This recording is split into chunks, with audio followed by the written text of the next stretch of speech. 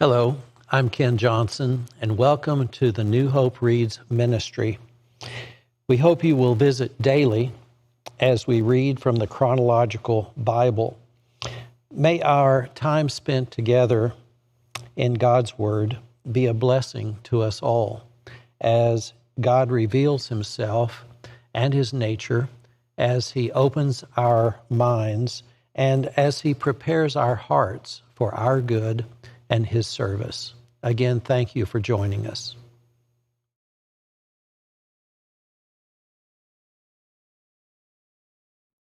March 16th, a warning against idolatry. Deuteronomy 13, 1 through 18. 1405 or 1239 BC. Suppose there are prophets among you, or those who dream dreams about the future, and they promise you signs or miracles, and the predicted signs or miracles occur. If they say, "Come, let us worship other gods you have not known before," do not listen to them. The Lord your God is testing you to see if you truly love Him with all your heart and soul. Serve only the Lord your God and fear Him alone. Obey His commands, listen to His voice, and cling to Him. The false prophets or visionaries who try to lead you astray must be put to death, for they encourage rebellion against the Lord your God, who redeemed you from slavery and brought you out of the land of Egypt. Since they try to lead you astray from the way the Lord your God commanded you to live, you must put them to death. In this way, you will purge the evil from among you. Suppose someone secretly entices you, even your brother, your son, your daughter, your beloved wife, or your closest friend, and says, "Let us go worship other gods that neither you nor your ancestors have known." They might suggest that you worship the gods of peoples who live nearby, or who come from the ends of the earth. But do not give in or listen. Have no pity and do not spare or protect them. You must put them to death. Strike the first blow yourself, and then all the people must join in. Stone the guilty ones to death, because they have tried to draw you away from the Lord your God, who rescued you from the land of Egypt, the place of slavery. Then all Israel will hear about it and be afraid, and no one will act so wickedly again. When you begin living in the towns the Lord your God is giving you, you may hear that scoundrels among you are leading their fellow citizens astray by saying, "Let us go worship other gods you have not known before." In such cases, you must examine the facts carefully. If you find that the report is true and such a detestable act has been committed among you, you must attack that town and completely destroy all its inhabitants, as well as all the livestock. Then you must pile all the plunder in the middle of the open square and burn it. Burn the entire town as a burnt offering to the Lord your God. That town must remain a ruin forever. It may never be rebuilt. Keep none of the plunder that has been set apart for destruction. Then the Lord will turn from His fierce anger and be merciful to you. He will have compassion on you and make you a large nation, just as He swore to your ancestors. The Lord your God will be merciful only if you listen to His voice and keep all His commands that I am giving you today, doing what pleases Him. Ceremonially clean and unclean animals. Deuteronomy 14, 1 through 21. Since you are the people of the Lord your God, never cut yourselves or shave the hair above your foreheads in the mourning for the dead. You have been set apart as holy to the Lord your God, and He has chosen you from all the nations of the earth to be His own special treasure. You must not eat any detestable animals that are ceremonially unclean.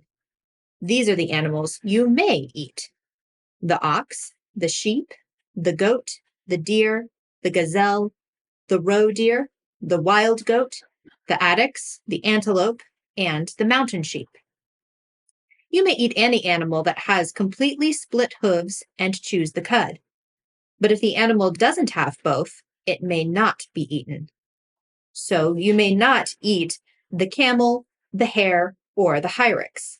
They chew the cud, but do not have split hooves, so they are ceremonially unclean for you. And you may not eat the pig. It has split hooves, but does not chew the cud, so it is ceremonially unclean for you. You may not eat the meat of these animals, or even touch their carcasses. Of all the marine animals, you may eat whatever has both fins and scales. You may not, however, eat marine animals that do not have both fins and scales. They are ceremonially unclean for you. You may eat any bird that is ceremonially clean. These are the birds you may not eat: the griffin vulture, the bearded vulture, the black vulture, the kite, the falcon, buzzards of all kinds, ravens of all kinds, the eagle owl, the short-eared owl, the seagull, hawks of all kinds, the little owl, the great owl, the barn owl, the desert owl, the Egyptian vulture, the cormorant, the stork, herons of all kinds, the hoopoe, and the bat. All winged insects that walk along the ground are ceremonially unclean for you and may not be eaten. But you may eat any winged bird or insect that is ceremonially clean. You must not eat anything that has died a natural death.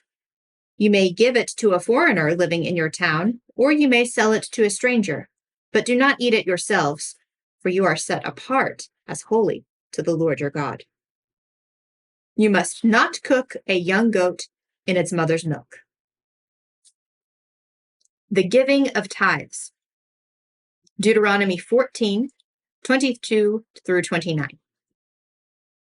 You must set aside a tithe of your crops, 1/10 of all the crops you harvest each year. Bring this tithe to the designated place of worship, the place the Lord your God chooses for his name to be honored, and eat it there in his presence. This applies to your tithes of grain, new wine, olive oil, and the firstborn males of your flocks and herds. Doing this will teach you always to fear the Lord your God.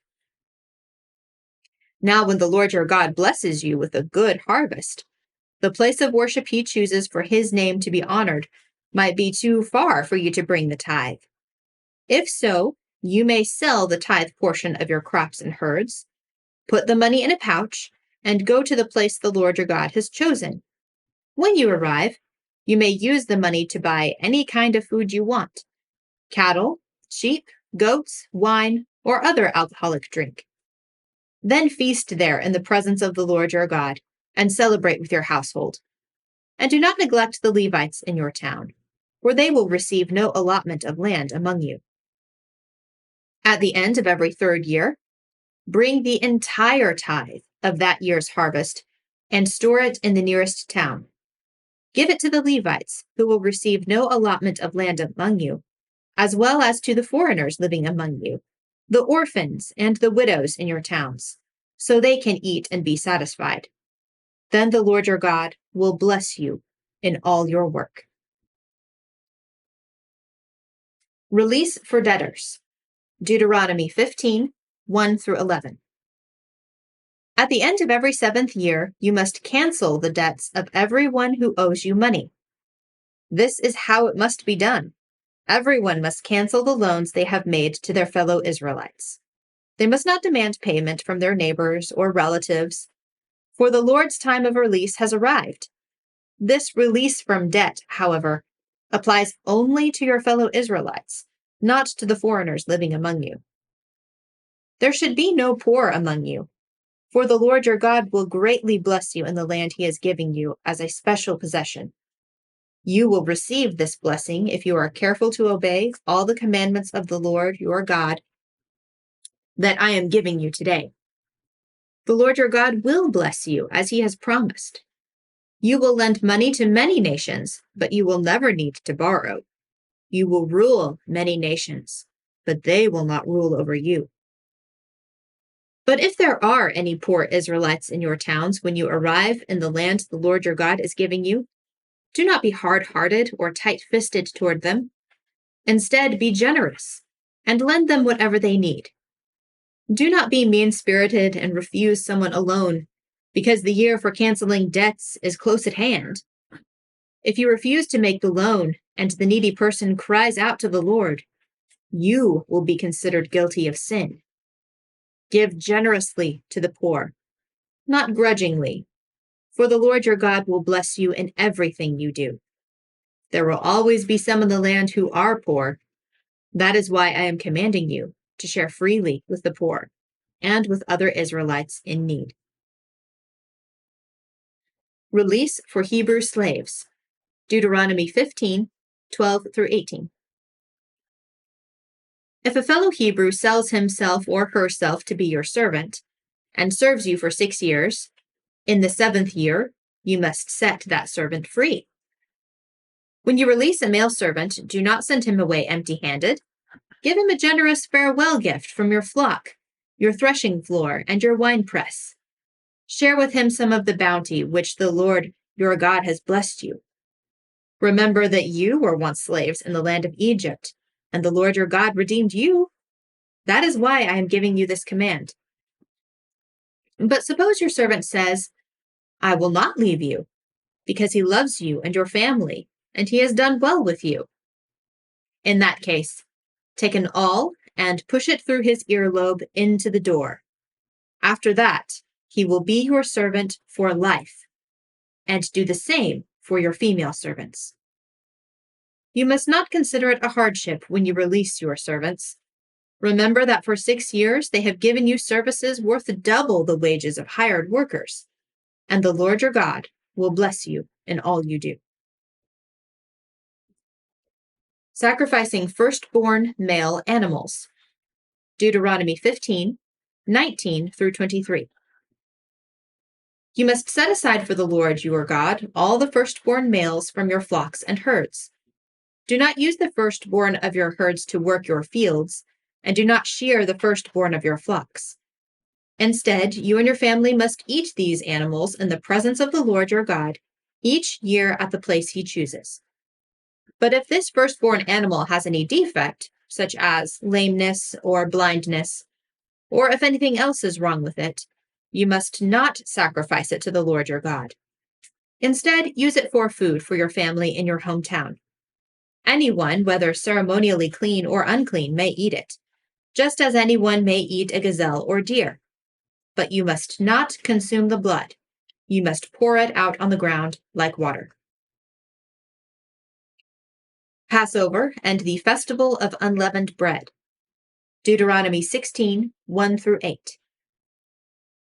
In honor of the Lord your God, celebrate the Passover each year in the early spring, in the month of Abib, for that was the month in which the Lord your God brought you out of Egypt by night. Your Passover sacrifice may be from either the flock or the herd, and it must be sacrificed to the Lord your God at the designated place of worship, the place he chooses for his name to be honored. Eat it with bread made without yeast. For 7 days, the bread you eat must be made without yeast, as when you escaped from Egypt in such a hurry. Eat this bread, the bread of suffering, so that as long as you live, you will remember the day you departed from Egypt. Let no yeast be found in any house throughout your land for those 7 days. And when you sacrifice the Passover lamb on the evening of the first day, do not let any of the meat remain until the next morning. You may not sacrifice the Passover in just any of the towns that the Lord your God is giving you. You must offer it only at the designated place of worship, the place the Lord your God chooses for his name to be honored. Sacrifice it there in the evening as the sun goes down on the anniversary of your exodus from Egypt. Roast the lamb and eat it in the place the Lord your God chooses. Then you may go back to your tents the next morning. For the next 6 days, you may not eat any bread made with yeast. On the 7th day, proclaim another holy day in honor of the Lord your God, and no work may be done on that day. the festival of harvest. Deuteronomy 16, 9 through 12. Count off 7 weeks from when you first began to cut the grain at the time of harvest. Then celebrate the festival of harvest to honor the Lord your God. Bring him a voluntary offering in proportion to the blessings you have received from him. This is a time to celebrate before the Lord your God at the designated place of worship he will choose for his name to be honored. Celebrate with your sons and daughters, your male and female servants, the Levites from your town, and the foreigners, orphans, and widows who live among you. Remember that you were once slaves in Egypt, so be careful to obey all these decrees. The Festival of Shelters. Deuteronomy 16, 13 through 17.